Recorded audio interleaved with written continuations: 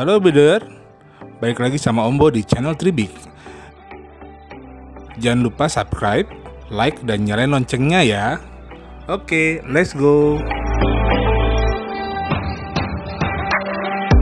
Oke, kali ini review untuk lelang kemarin tanggal 15 Januari 2021 ya guys. Ini ada carry 2019 pickup, bukanya 80 guys. Lalu ada Xenia juga 2015, bukanya 74 juta rupiah.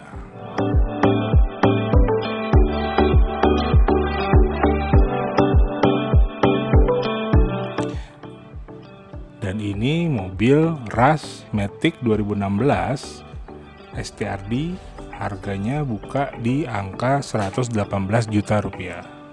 Lanjut ke mobil yang lain, ada R3 2015, bukanya 83 juta guys. Murah nggak harganya? Pasti menarik sih angkanya.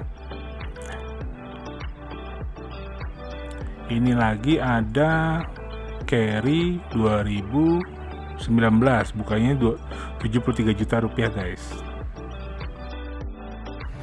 Sekian info-info dari saya, dan memang besok Selasa itu tanggal 19 Januari akan ada lelang lagi, termasuk lelang motor nih semuanya.